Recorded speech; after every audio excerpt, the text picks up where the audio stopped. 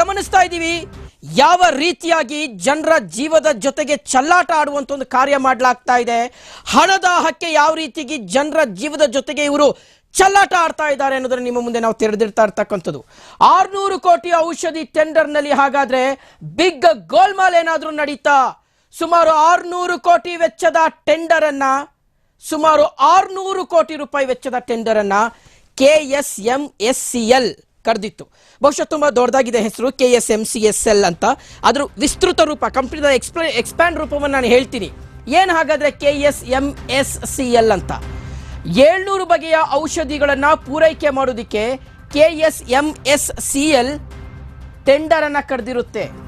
Okay, so ಈಗ ಹೇಳ್ತೀನಿ KSMSCL ಅಂದ್ರೆ ಏನು ಅಂತ. ಕರ್ನಾಟಕ ರಾಜ್ಯ ವೈದ್ಯಕೀಯ ಸರಬರಾಜು ನಿಗಮ ನಿಯಮಿತ. ಇದೇ ಕರ್ನಾಟಕ ರಾಜ್ಯ ವೈದ್ಯಕೀಯ ನಿಗಮಿತ ಏನಿದೆ, ಇದರ ಮೂಲಕವೇ ಎಲ್ಲ ಸರ್ಕಾರಿ ಆಸ್ಪತ್ರೆಗಳಿಗೂ ಸಹ ಔಷಧಿಗಳು ಪೂರೈಕೆ ಆಗೋದು. ಇದೇ KSMSCL ಟೆಂಡರ್ ಅನ್ನ ಕರೆಯುತ್ತೆ.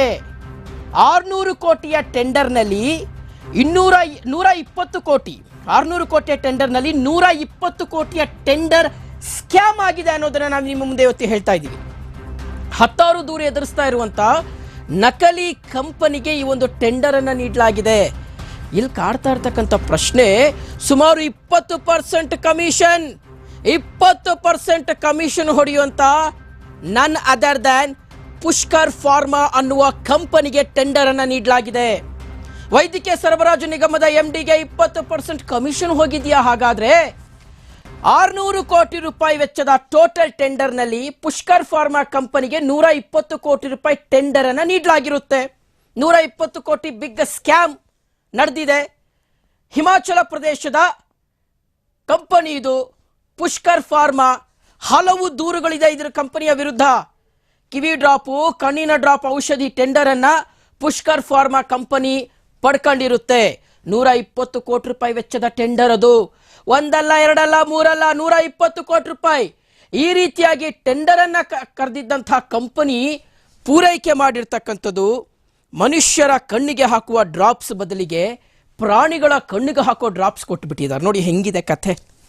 ಮನುಷ್ಯರ ಕಿವಿಗೆ ಹಾಕುವಂತ ಡ್ರಾಪ್ಸ್ ಬದಲಿಗೆ ಪ್ರಾಣಿಗಳ ಕಿವಿಗೆ ಹಾಕೋ ಡ್ರಾಪ್ಸ್ ಕೊಟ್ಬಿಟ್ಟಿದ್ದಾರೆ. ಮನುಷ್ಯರಿಗೂ ಪ್ರಾಣಿಗೂ ವ್ಯತ್ಯಾಸವೇ ಗೊತ್ತಿಲ್ಲದಂತಹ ಕಂಪನಿಗೆ ಟೆಂಡರ್ ಅನ್ನು ನೀಡಲಾಗಿರುವಂಥದ್ದು.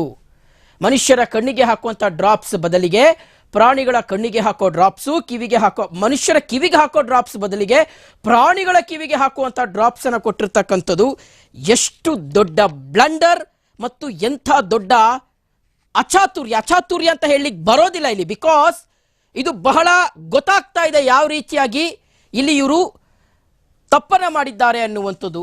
ಮತ್ತು ಇಲ್ಲಿ ಹಣವನ್ನು ಲೂಟಿ ಮಾಡುವ ಸಲುವಾಗಿ ಈ ರೀತಿಯಾಗಿ ಯಾವುದೋ ಒಂದು ಕಂಪನಿಗೆ, ಅಕ್ರಮ ಮಾಡುವಂಥ ಕಂಪನಿಗೆ ಈ ರೀತಿಯಾದಂಥ ಟೆಂಡರ್ ಅನ್ನು ಕೊಟ್ಟು ಈಗ ಸಿಕ್ಕಾಕೊಂಡಿದ್ದಾರೆ. ಓಕೆ, ಸೊ ನನ್ನ ಹತ್ರ ಇದಕ್ಕೆ ಸಂಬಂಧಪಟ್ಟಂತೆ ಡಾಕ್ಯುಮೆಂಟ್ಸ್ ಮತ್ತು ಪ್ರೂಫ್ ಇದೆ ವೀಕ್ಷಕರೇ. ಇದು ಹೇಗೆ ಗೊತ್ತಾಗ್ತಾ ಹೋಗುತ್ತೆ? ಸಾಕ್ಷ್ಯಾಧಾರಗಳು ಬೇಕಲ್ವಾ? ನೋಡಿ, ಮೊದಲಿಗೆ ತಾವು ಏನು ಗಮನಿಸ್ತಾ ಇದ್ದೀರಲ್ಲ, KSMSCL MD ಚಿದಾನಂದ ಅವರು, ಇದೇ ಚಿದಾನಂದ ಅವರೇ ಈ ಕಂಪನಿಗೆ, ಪುಷ್ಕರ್ ಫಾರ್ಮಾ ಕಂಪನಿಗೆ ಟೆಂಡರ್ ಅನ್ನ ಕೊಟ್ಟಿರ್ತಕ್ಕಂಥದ್ದು. ಅಂಡ್ ಈ ಅಕ್ರಮ ಬಯಲಾಗಿರ್ತಕ್ಕಂಥದ್ದು ಹೇಗೆ ಅಂದ್ರೆ, ಮಡಿಕೇರಿಯ ಉಗ್ರಾಣ ಪ್ರಭಾರಕರು ಒಂದು ಪತ್ರವನ್ನ ಬರೀತಾರೆ. ಯಾರಿಗೆ? ಕೊಡಗು ಜಿಲ್ಲೆ ಮತ್ತು ಮೈಸೂರು ಜಿಲ್ಲೆಯ, ಅದೇ ಎರಡು ಸೇರು, ಕೊಡಗು ಜಿಲ್ಲೆ ಮತ್ತು ಮೈಸೂರು ಜಿಲ್ಲೆಯ ಜಿಲ್ಲಾ ವೈದ್ಯಾಧಿಕಾರಿಗಳಿಗೆ, ಆಡಳಿತ ವೈದ್ಯಾಧಿಕಾರಿಗಳಿಗೆ ಒಂದು ಪತ್ರ ಬರೀತಾರೆ.